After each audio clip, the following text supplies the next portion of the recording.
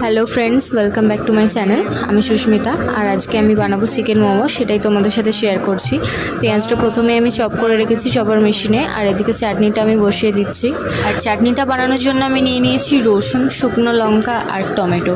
এগুলোকে একটু ভালো করে গরম জলে সেদ্ধ করে নেব কিছুক্ষণের জন্য। হ্যাঁ, অবশ্যই একটু নুন দিয়ে দেবেন পরিমাণ মতো, তাতে সেদ্ধটা একটু তাড়াতাড়ি হয়ে যাবে।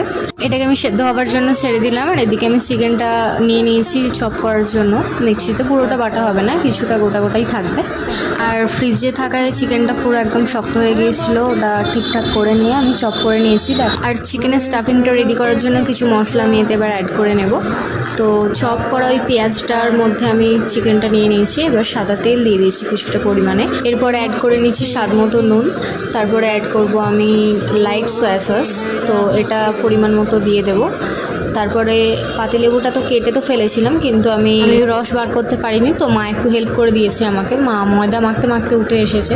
আর তারপরে অ্যাড করে দিয়েছিলাম চিরি চিরি করে কোচানো রসুনের ফ্লেভারটা বেশ একটু বেশি ভালো লাগে আমার, একটু বেশি পরিমাণেই আমি দিয়েছিলাম। তারপরে দিয়ে দিয়েছিলাম গোলমরিচ আর শুকনো লঙ্কার গুঁড়ো।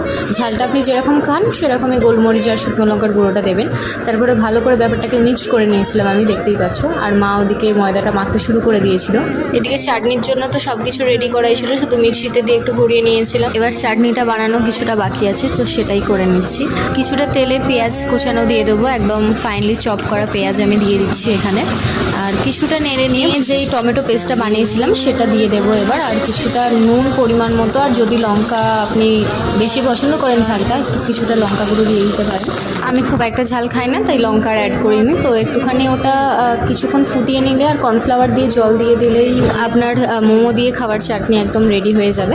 আর ওদিকে মা ময়দা মেখে রেখেছিল, আর আমি এবারে বলেছিলাম ধনেপাতা অ্যাড করতে ময়দার মাখাটার সাথে, কিছুটা দেখতে ভালো হওয়ার জন্য।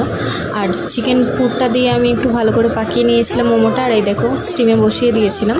অনেকগুলো মোমো কিন্তু স্টিম হয়েই গিয়েছিলো, বাকিটা ছিল সেটা আমরা ফ্রাই করেছিলাম। আর দেখো, রেডি হয়ে গেছিলো আমাদের মোমো আর এই যে চাটনি। আর এই যে ফাইনালি মা আর আমি মোমো বানিয়ে ফেলেছিলাম আর নিয়ে বসে গেছি খেতে। তো দেখি কেমন হয়েছে। আগেও অনেকবার মোমো বানিয়েছি বাড়িতে, আর ভেজ মোমো থেকে চিকেন মোমোটা আমার বেশি ভালো লাগে। তোমাদের কোন মোমোটা বেশি ভালো লাগে কমেন্টে জানিও। আজকের ভিডিওটা এই অবধি, চলো টাটা, নেক্সট ভিডিওতে